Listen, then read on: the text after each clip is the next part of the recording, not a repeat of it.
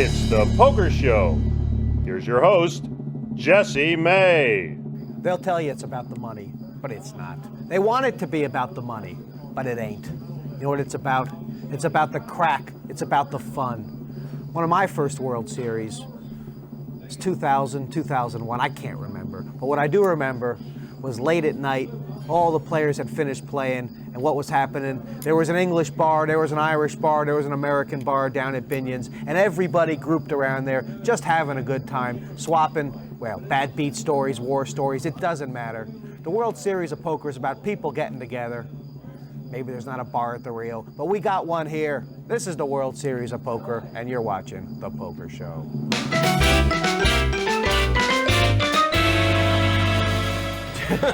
Joining me, as always, it's the irrepressible Parg Parkinson.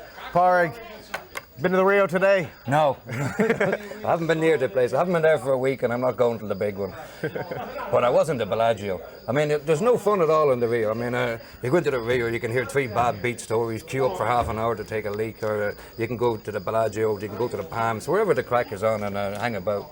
I was in the bar in the Bellagio today, and there was the English guys were there, a bunch of Irish guys who come into town. I mean, I'm not drinking these days, but it doesn't mean I can't enjoy the crack in the bar.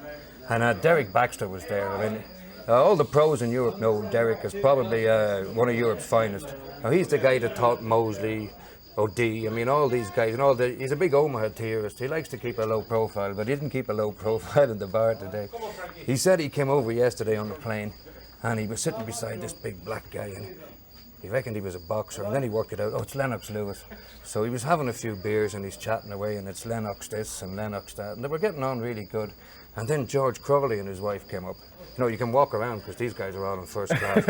And they started talking to Lennox Lewis, and George Crowley's wife said to him, Lennox, you must remember us. You were at our function in our nightclub. And he said, no, he said, I don't remember. He said, and probably the reason is because it's Ahmad The Olympic boxer. Yeah, but great sport anyway. Some big names coming up, but Parg, first, a guy that anybody who's been coming to the World Series for a long time knows, and they know him by one name, Scoff.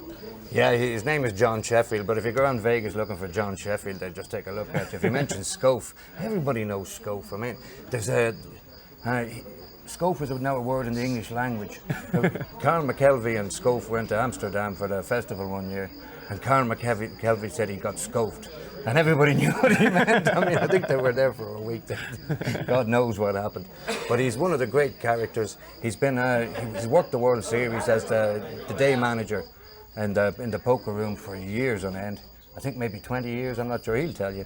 But he's tremendous crack. I mean, all the staff love him. I mean, he seems to inspire them. He did absolutely nothing himself while he was working there, except keep people entertained. But maybe that's not a bad thing.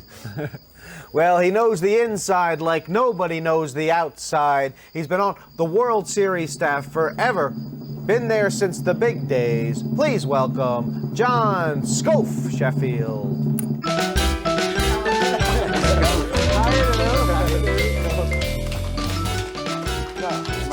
Oh, you're in the middle, are you? Scoff, the first World Series of Poker you remember, when was it? 1978, 9 tables. Bobby Baldwin? Bobby Baldwin, I think, won that year. Yeah, he did, yeah. And the next year was Dewey Younger, first year in town. What was it like, 9 tables? I mean, was there a crowd? Not hardly at all, no. Hardly any crowd at all, no. What was Benny Binion? What did he used to hang around, watch the poker? Absolutely, yeah. And Jack Binion used to play. He did? Yeah. That must have been terrible if you were supposed to be working. No, he never worked. He was playing. We're talking about you. No!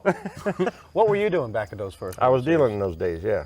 I dealt poker from 78 to, I think it was 86, yeah. And how did those guys treat the dealers back then? Great. Fantastic. Not like it is now, no. If you screwed up on the table, they'd give you $50 to correct it. I mean, how could you go wrong? But you didn't screw up often then, no? No, a lot. Every time they gave me 50, I screwed up some more, I'd get another 50. But I mean, did those guys realize how big, did they think the World Series was a big event back then, or was it just an excuse to get together? Well, it was like, what can you say? It was like all the hustlers came in from the country. That's all there was. not necessarily the greatest poker players, but they were all hustlers, card hustlers, you know, that came from all over the country to be there, you know. So it was a totally different ballgame than it is now. What was Why did they come in to hustle each other? Why didn't you hustle other people? Well, they had to get together once in a while to find out who was the best hustler. You know, I mean, it only makes sense, doesn't it? So what was the action like when they weren't playing poker? Oh, well, everybody was hanging around the bars and a lot of camaraderie, and, you know, it was quite unique, actually. Yeah. Who were some of the big names back then that you know, didn't make the final frame but were there every year? Well, Carl McKelvey was a kid then. I mean, like a baby, you know. And Bobby Hoff was there when he was a young man.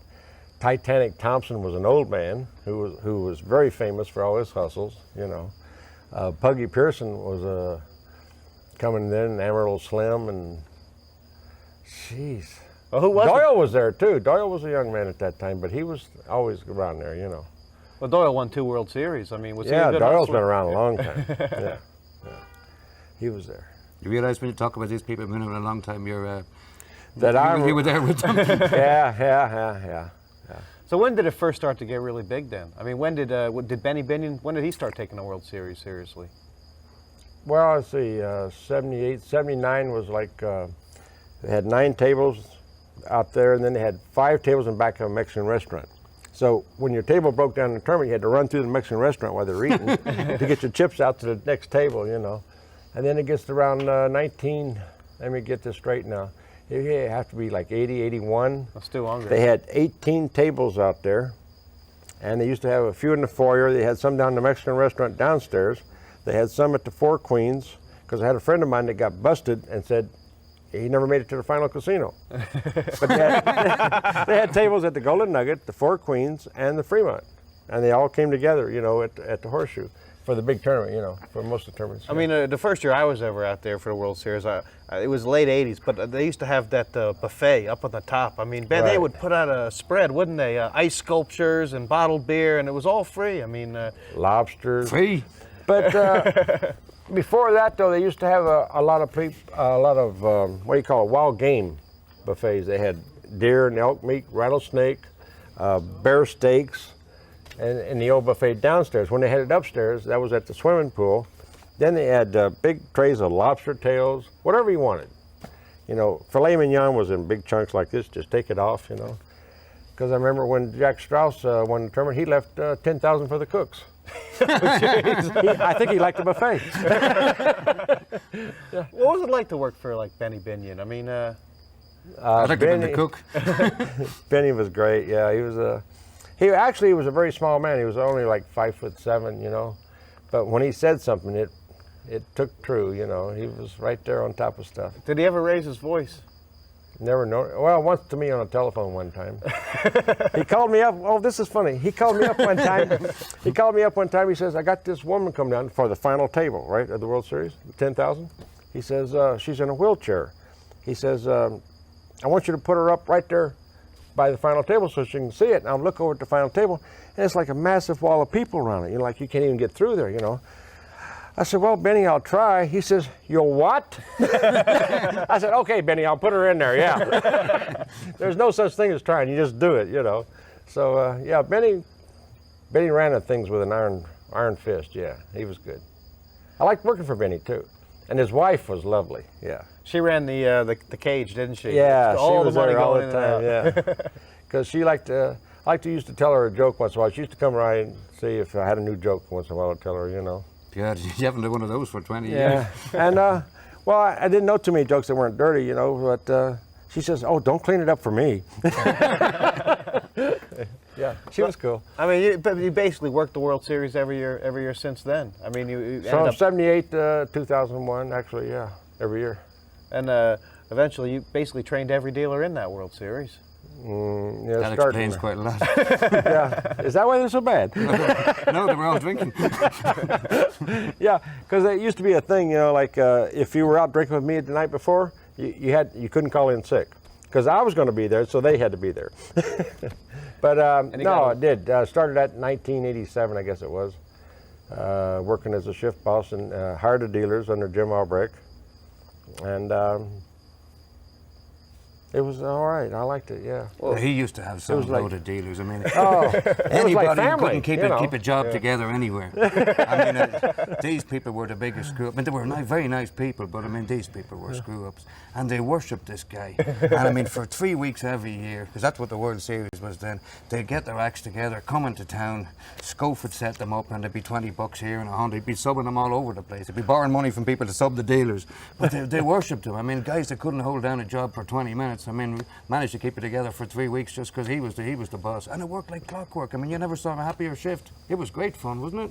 It was lovely. Yes, it was. It was great. There was a lot of camaraderie there. Then it's right, kind of a little cold now, but it was because it's so large. So large now, you don't even have a chance to know all the dealers. Well, what do you feel like when you walk into Binion's these days and there's no World Series going on there? I try not to walk in there if I can help it. I was in there the other day, and they had the satellite for the women's tournament down there. Oh yeah. Yeah, his crew used to love the women's tournament, Oh. like for 2 days before the women's The Weaselettes, tournament. we called them. But anyway, if you walk into Binion's now, they still have cold That beer. wasn't all That's you good. called it. Yeah. I think it was a bit different then. I mean, there was kind of a core of women players there, and they were a little bit more prima donna-ish than the males. Yeah. It doesn't that's count true. anymore, though. Yeah. That was before Phil Helmut. Was there anything before Phil Harmuth? Are you sure? Excuse me, did you say Phil Helmuth? Yeah. Well, Scoff, I mean, the last couple of years, of course, I mean, a lot of these winners, they haven't been around so long. I mean, do you think a guy has got to really earn his bones before he wins the World Series of Poker, that he's got to, or there have been a lot of guys coming in and just... Not really, because there's people that have only been playing a couple of years that have winning tournaments. So How does it that make you feel? makes me feel I've awful. never seen you win a tournament. I've never even played in a World Series tournament because I always worked it, you know. So this year I played one, and I lost. You made the money. Oh, yeah, I made the money in one small one. Yeah, okay.